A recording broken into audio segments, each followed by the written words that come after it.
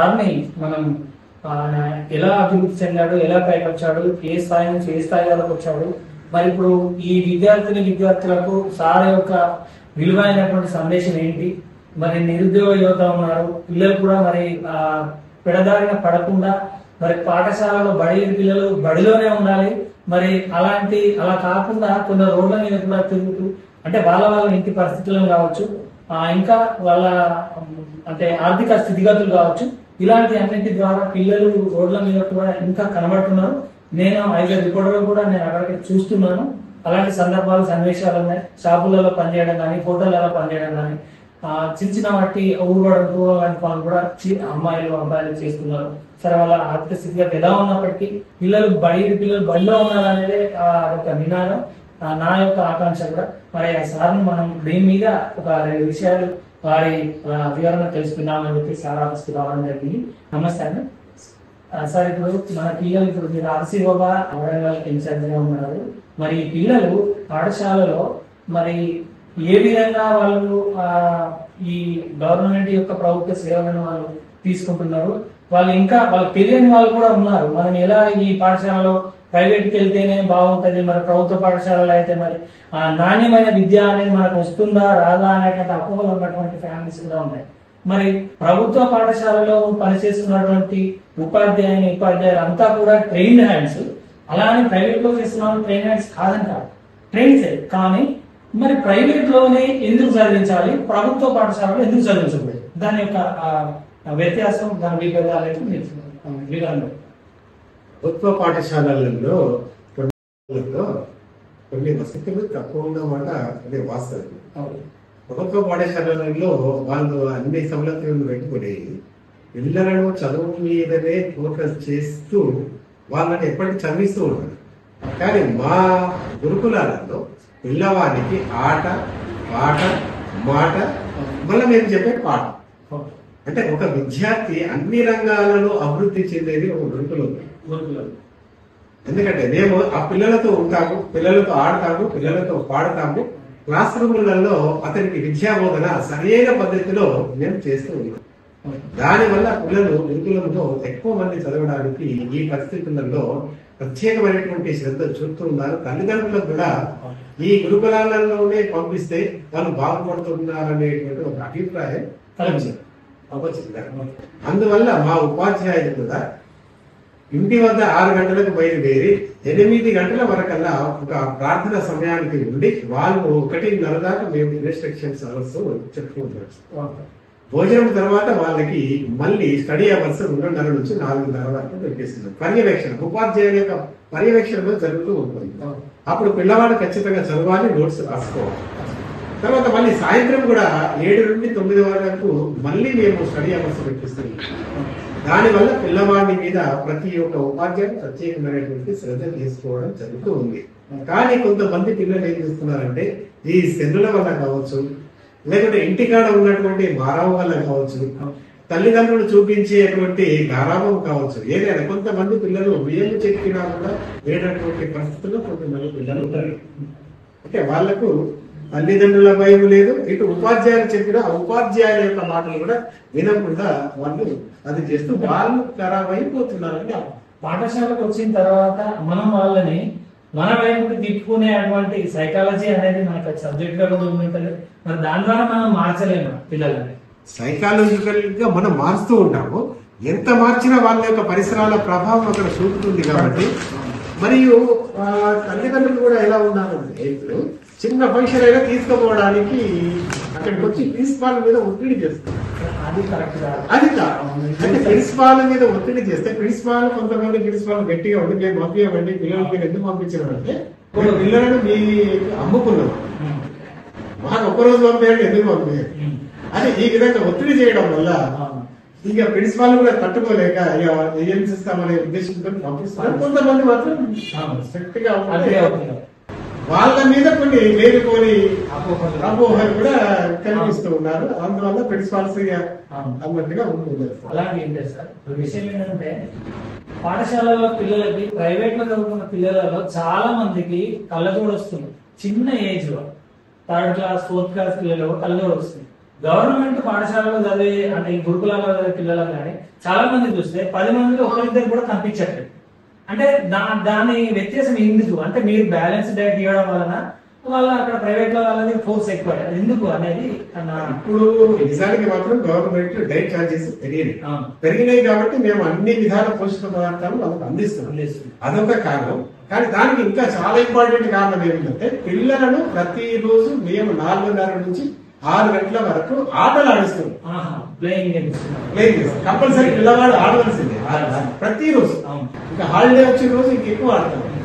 కాబట్టి ఆ ఆటల వల్ల వాడి శారీరక దారుఢ్యం పెరిగి కొన్ని ఉన్నటువంటి లోపాలు పోయి వాడు ఆరోగ్యంగా ఉండగలుగుతూ ఉన్నాడు. అందువరకే వాళ్ళకు కళ్ళజోడు రావడం లేదు అనేది నా అభిప్రాయం. అదే నేను కూడా గమనించాను. ఎందుకంటే వాళ్ళకు అందులో వాళ్ళు ప్రైవేట్ లో చదివే వాళ్ళు ట్యూషన్స్ అని ఇంకా రాగానే స్కూల్ నుంచి రాగానే మళ్ళీ మీకు కాఫీ తాగేసి వెళ్ళండి అని అట్లా పంపించడం వల్ల ఊరికే బుక్ మనకి సైట్ వచ్చే అవకాశాలు ఎక్కువ అవకాశాలు ఉంటాయి. మళ్ళీ వాడు పిల్లవాడు ఇంటికాడ చదువుతాడు వాడు ఇంటికి పోయి టీవీ చూస్తాడు. ప్రతిరోజు టీవీ వాళ్ళు చూస్తారు. కానీ మా దగ్గర ఆ టీవీ ఉండదు, సెల్ ఉండదు. కాబట్టి వాడు చదువుకోవాలి. ఇటు ఆటలు మంచి ఆహారం ఇవ్వడం వల్ల వాడి శారీరక. అయితే నేను ఒకటే చెప్తాను, మా గురుకులంలో చదివిన పిల్లవాడు ఎక్కడికి పోయినా బ్రతకగలరు. ఎందుకంటే ఆ యొక్క ఖబర్ వాడికి వస్తుంది. ఒక మధ్యరాత్రి వర్షం పడి కరెంటు పోతే తెల్లవాళ్ళు ఫ్యాన్ లేకుండా నిద్రపోగలరు. వాడికి వస్తుంది. కరెంటు లేకపోయినా వాడు, ఎందుకంటే మనం అందరికి కరెంటు అందించలేదు కదా. వర్షాకాలంలో ఏదో కరెంటు పోయినా ఆ చీకటిలోనైనా కొద్దిగా వాడు ధైర్యంగా ఉంటాడు. కాబట్టి మేము అదే నేర్పుతూ ఉంటాం పిల్లలు. మీరు ఎక్కడికి పోయినా బ్రతకగానే ధైర్యాన్ని అతనికి కల్పిస్తూ ఉంటాం. ఎప్పుడన్నా ఒకసారి గ్యాస్ లేకపోయి ఏదైనా లేకుండా మంట లేట్ ఒక అర్ధగంట పోర్చుకోగలరు.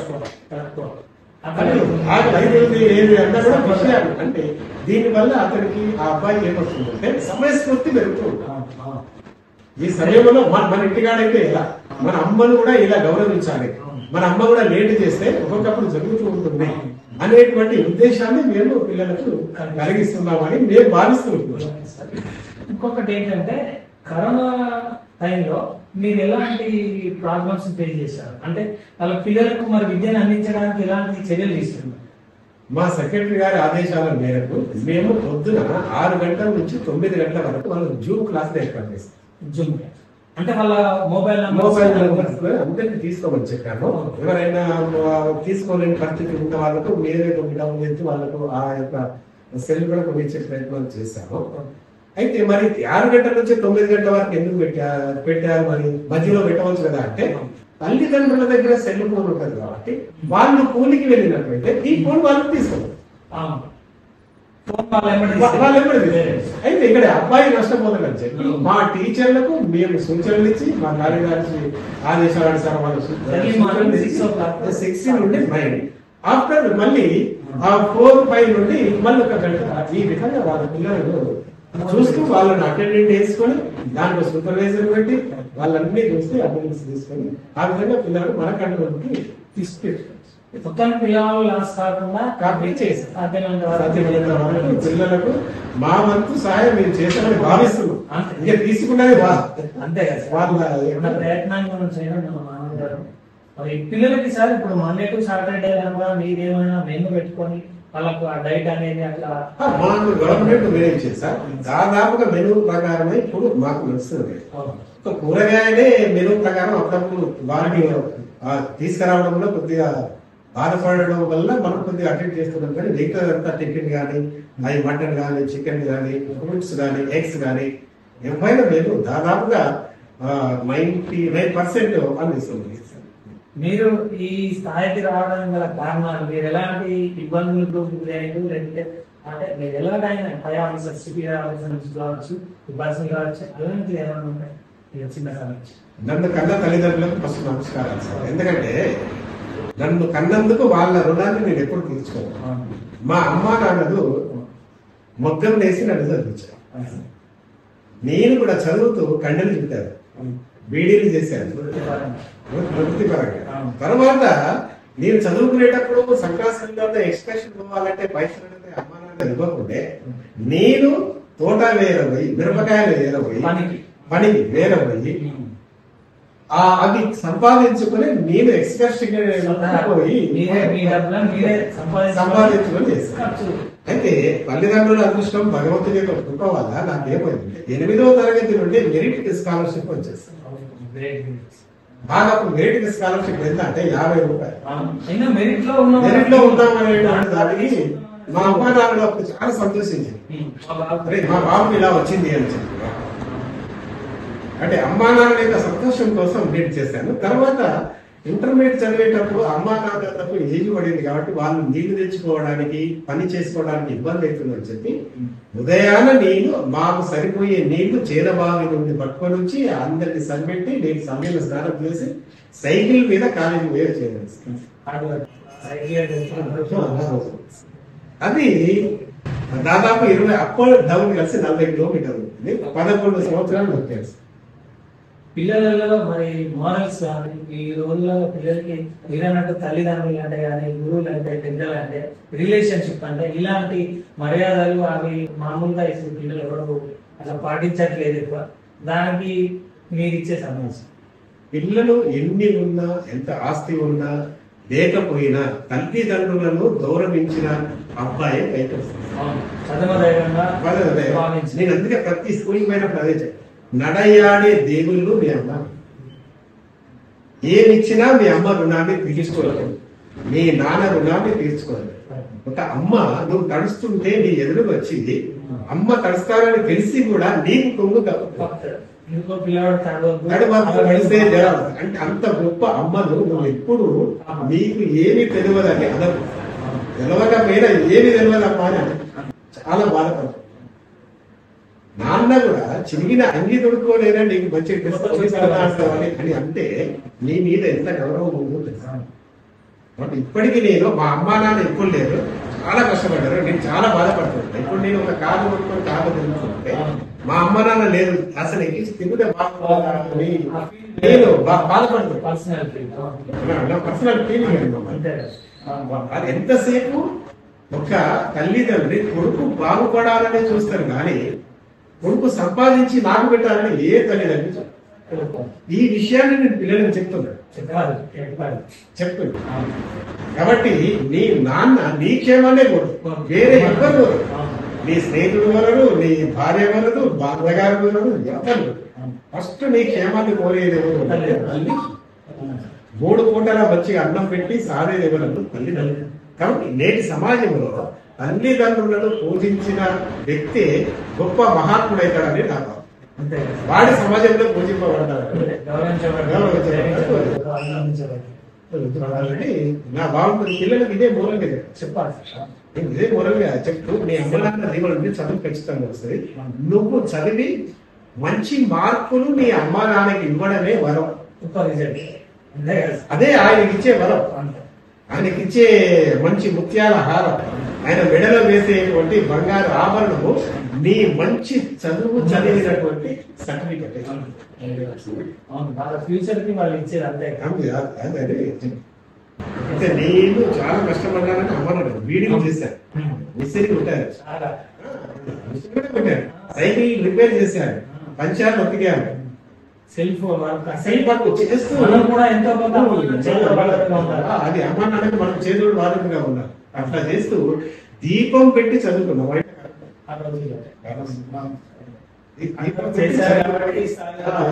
మనం బాగా అదంతా అమ్మ నాన్న యొక్క దైవం, తర్వాత భగవంతుడి యొక్క సహాయం, భగవంతుడి యొక్క కృప. ఇది అమ్మ నాన్న నేను ఎప్పుడు మర్చిపోయి మా ఇంట్లో అమ్మ నాన్న ఉంటారు. అందువలకే అమ్మ మనసులకు ఒక శతకాన్ని రాస్తాను.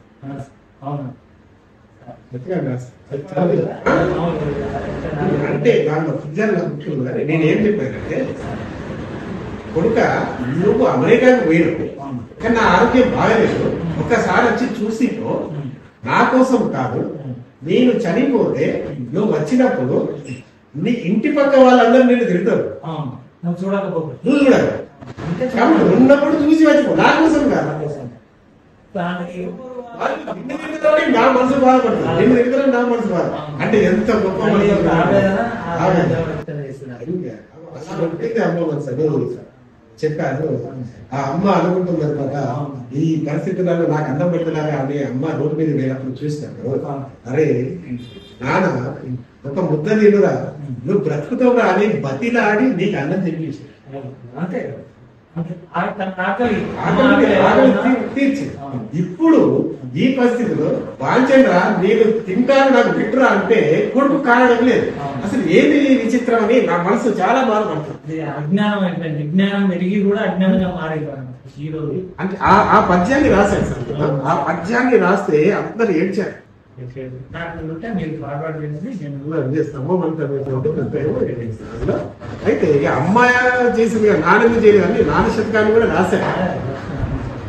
అతను కానీ అది ఇంకా ముద్రలు రాదు, అమ్మ మనసు అయితే ముద్రలు చెప్పవచ్చు. కాబట్టి ఏది ఏమైనప్పటికీ ఇప్పటి విద్యార్థులు అమ్మా నాన్నలను గౌరవిస్తూ క్రమశిక్షణతో చదివితే, ఇప్పుడు మీరు ఫస్ట్ లో అన్న చూడండి ఉద్యోగ ఆవిష్కారం, ప్రతి ఒక్కరికి ఉద్యోగ అవకాశం ఇస్తుంది. మనం సక్రమంగా వినియోగించుకున్నట్లయితే ప్రతి ఒక్కరికి వస్తువు ఉంటుంది, ప్రతి ఒక్కరు బాగుంటారు. ఈ ఉద్యోగమే కావాలని ఎందుకు సార్, ఏదైనా చేయొచ్చు. నాకు ఉద్యోగం రానప్పుడు 90 రూపాయలు పనిచేస్తాను. పనిచేసి అంటున్నారు కదా, ఎందుకు అంటే అమ్మ తీర్చుకోవచ్చు. ఇప్పుడు ఎప్పుడైనా మనకు సండే నీటిలో పండుగలు వచ్చినప్పుడు నేను పనిచేసిన పైసలు నాగనే పెట్టుకొని నేను తీసుకొచ్చేది స్పెషల్స్ ఎప్పుడే అమ్మ, అప్పుడు అమ్మా నాన్న వాళ్ళు చాలా ఆనందపడతారు. కాబట్టి ఇట్లా చేస్తూ కాకతీయ యూనివర్సిటీలో 91 లో గోల్డ్ మెడల్స్, నాకు ఒక 16 బిరుదులు ఉంటాయి.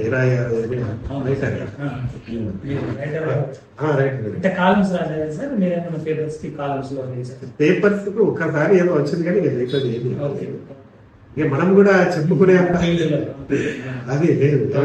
ఇలాంటి వాళ్ళు వచ్చారు కాబట్టి వివరంగా ఈ అనుభవాలను షేర్ చేసుకుంటే